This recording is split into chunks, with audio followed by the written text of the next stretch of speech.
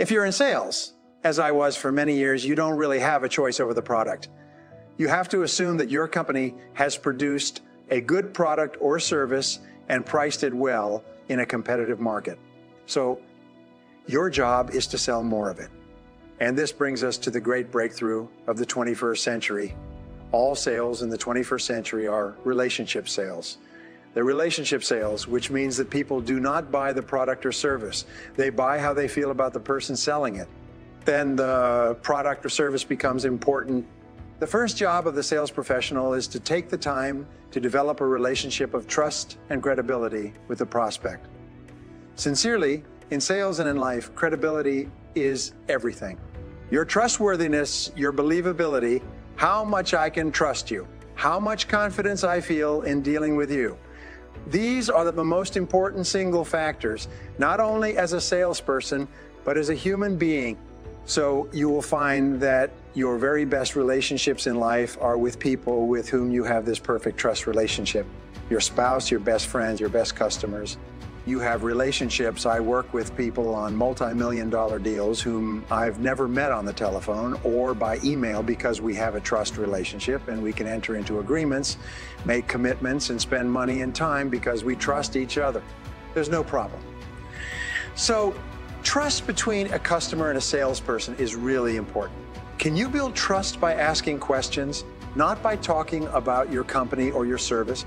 By asking really good questions and listening closely to the answers and working to understand your customer. Columbia University did a study some years ago and they found that the average salesperson works only 90 minutes a day. The average salesperson spends most of their time warming up and resting. The average salesperson makes about 2 calls a day, 1 in the morning, 1 in the afternoon, and in between they're getting ready, making excuses, drinking coffee, eating the paper, checking their email, reading spam, and so on. But they only work 90 minutes a day. They did that first study in 1928, and they've upgraded the study year after year. The latest one was about 2008, and the average salesperson still works 90 minutes a day. So all sales incomes are diluted down to 90 minutes a day. We find that there are only 3 things that you do that pay you your desired hourly rate, and they are prospecting, presenting, and closing the sale, finding new people to talk to, talking to those new people and getting them to take action. Double the amount of time that you spend face-to-face with customers. From this day forward, use every single bit of intelligence and brilliance, time management, planning, goals, and efficiency to double the amount of face time. Your sales are directly in proportion to the amount of time you spend face-to-face with qualified prospects. The average salesperson works 90 minutes a day in that they are face-to-face with customers 90 minutes a day on average, half hour below or half above. If you want to double your income, spend 180 minutes per day, which is 3 hours out of 8 each day, face-to-face with customers. And by the law of probabilities, you will double your income. I've worked with people, great stories, who are making 1 sale out of 10. That means they were getting rejected 9 out of 10 times, but they kept on. When they learned proper sales techniques, they started to make 2 sales out of 10, 3 sales out of 10, 4 sales, 5. One gentleman in my course came 1 year and came back the following year. He was making 9 sales out of every 10 calls. His income went up several hundred%. He went from living in a small house to living in a large house. He'd been in sales for about 12 years before he learned how to sell professionally, and his sales exploded. Because you can't get worse at selling by doing it. You can increase the percentages, but the way you do it is you collect more no's. So your job now is to see how many no's you can collect each day. Just be polite, be friendly, be charming as you already are, I'm sure, and just collect no's all the time. The more no's you get, the more successful you'll be. There's a difference between marketing and sales. You know what it is? Imagine that I were to say to you at midday to this group, I say, is anybody here hungry? You raise your hand. All right, that's marketing. I'm interested in your product or service. I'm interested in the product or service generally. Anybody here like to save money, make money, lose weight, be happy? Pick up girls, whatever it happens to be. Then the second part is now, I have a restaurant. Let me tell you why you should come to my restaurant to satisfy your hunger rather than to go to the competitors. So those are the 2. Marketing is to attract people who raise their hand who are interested in the benefit that your product or service offers. And selling the conversion is to get them to buy from you rather than from your competitors. They are very different functions. You can't sell if you can't attract interested prospects. I was listening to an audio program last year, and I heard one concept on that audio program about business success that triggered a whole series of ideas of how you could implement that process. It's a very simple idea based on this. 90% of all business success is having a great product to start with. It was just a throwaway line in an interview, and I stopped my car. I stopped the CD and I started thinking about that. My mind was churning. Just look at all the struggle we work for in business. We start a business, we're working, we're in competition, but 90% of your success is having a great product. A perfect example is the iPod, iPhone, iPad. Every time people use this, what do they say? They say, this is a great product. The car that brought me over here today, Michael, the driver, he's got an iPad, and he said his wife got it for him for Christmas. He said, this is a great product. He said he can't live without it. Well, so I said, how do you measure how successful you are going to be in business? How do you predict your business future? It's very simple. It's the percentage of times that your customers, after using your product or service, say, this is a great product. This is a great service. This is a great company. Because without exception, all successful businesses trigger that response.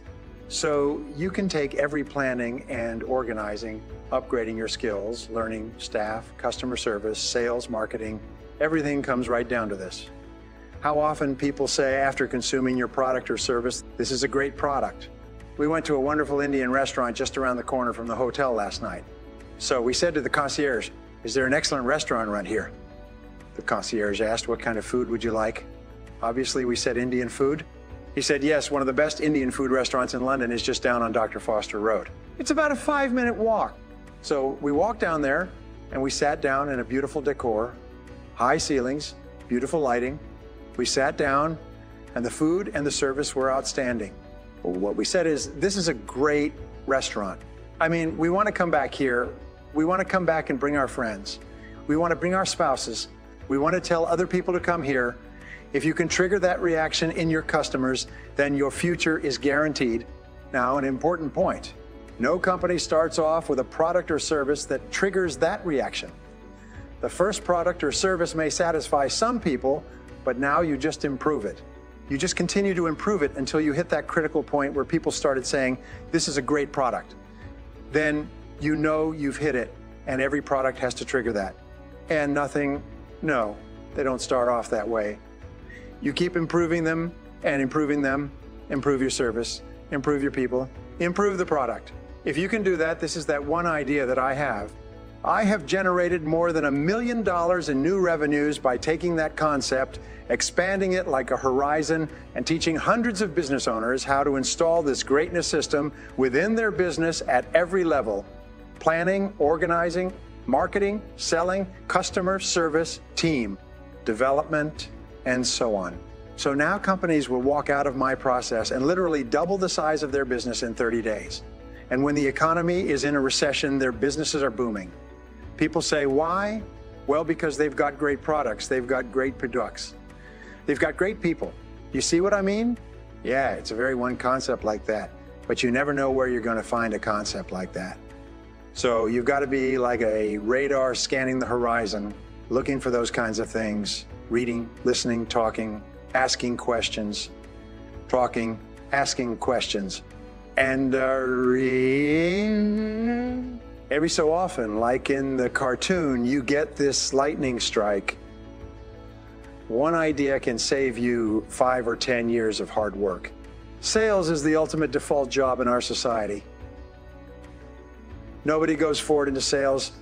We fall back into sales when nothing else is working. It's like driving a car and backing up and hitting something. Boom! You get out to see what it is. It's a sales job. So we say, well, I will give that a try and see what happens. And sometimes your friends say, when are you going to get a real job? Because some people don't believe that sales is a real job. I came from a poor background. My parents never had any money. They were working people. My father was a carpenter. My mother was a nurse. I left school without graduating. I worked at laboring jobs for several years, and then I got into sales when I could no longer find a laboring job, like most people in sales today. And then I started asking a question which changed my life. The question is, why is it that some people are more successful than others? Why is this? I looked around me and I saw people who were 23, 24, typically younger than me, doing better than me. And they weren't any smarter than me because some of them were dumber. One of the things I say is nothing will make you madder than to see somebody who's dumber than you, who's doing better than you, and you say, how can this idiot be doing so? Well, I began asking this question in selling. I began asking, why is it that some salespeople are more successful than others? And I did something that very few people ever do. I found later, because I went to the best salespeople and I said, how come you're so successful? And they told me what they were doing and I did it and I made more sales. So people said, how come you're making so many sales? So I told them and they did it and their sales went up. And when I got into business, I asked managers, how do you manage in a business like this? How do you organize it? And they told me and I did it. So one of the greatest success principles that you'll ever find is to learn from the experts. Learn from the people who are already demonstrating the results that you want to get. Read their books, listen to their programs, attend their courses, learn from and ask them, and they will always tell you. And you can save yourself years of hard work by simply learning from people who've already learned it by themselves. However, the 80-20 rule applies. 20% of people who get into sales realize that this is a great opportunity, that if you sell really well, you can earn more than a doctor, lawyer, or even a politician. You can make a wonderful living in selling and you can fulfill all of your dreams in the Western world. 5% of millionaires are salespeople who have sold all their lives for another company, but they sold a lot and they earned a lot. And they invested the money carefully. So it's possible for you to achieve all your dreams in this field if you become good in selling. The key to success in sales, because you're on your own so much of the time, is to hold your own feet to the fire.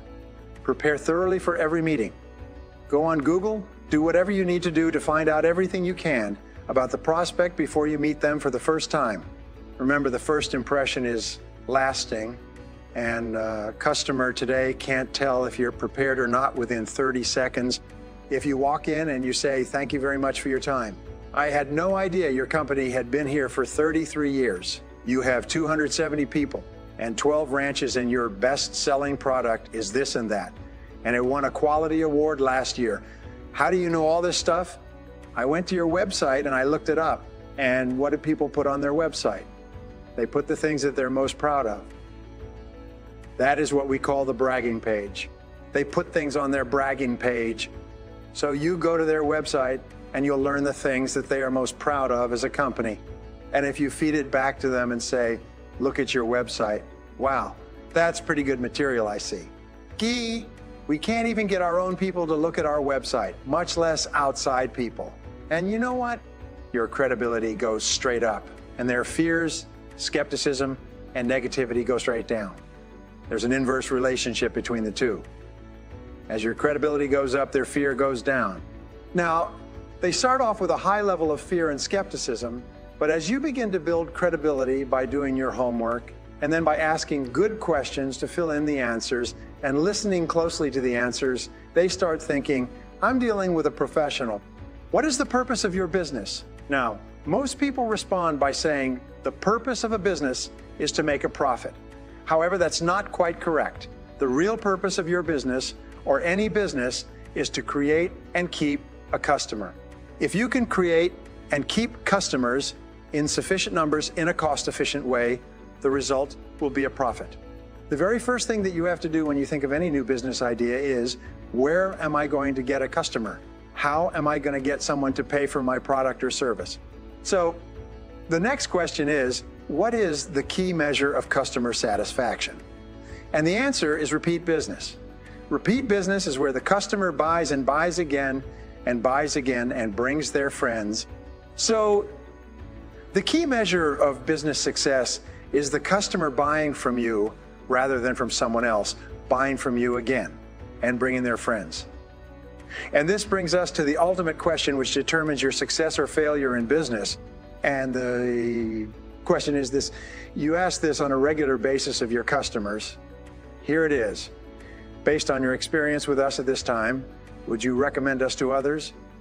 Would you tell your friends, your associates, members of your family to buy from us based on the way that we treated you? On a scale of 1 to 10, and here's what we discovered. People who give you a grade like 9 or 10 will represent 85% of your repeat business and 85% of your referrals to other people. What you have to do from now on is ask your customers in every way possible how we did. Did you like us? Did we take good care of you? How could we do it better? On a scale of 1 to 10, how was our service? And if the customer says, well, it was 6 or 7 or 8, what you do is you say, what would we have to do next time to earn a 10 from you? And then orient everything you do in your business to get 10s as many times as possible from as many customers as possible. And that will guarantee your success. Here's a key way for you to achieve all your sales goals, and it's simple. It's very important to break your sales goals down into the activities necessary to achieve them. You see, you can't control the sales themselves because they can go sideways for 1,000 reasons, but you can control the activities which yield or lead inevitably to those sales by the law of probabilities. So, the more precise you are about activities, the more likely it is that you will accomplish your sales and your income goals. So, here's an exercise for you to complete in order to break down your goals into the precise activities you have to do to achieve each one of them. Start off with your sales volume and your income goal. How much do you want to earn? How much do you want to sell? How many sales will you have to make in order to achieve that?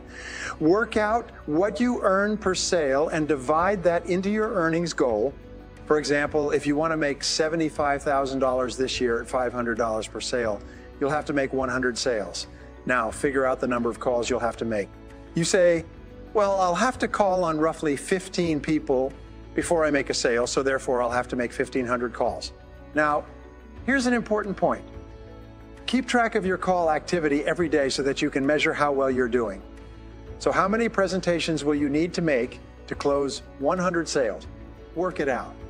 Maybe you'll have to make 3 presentations for each sale. So you say, well, I need 300 presentations to make 100 sales. Write it down. What about the number of proposals?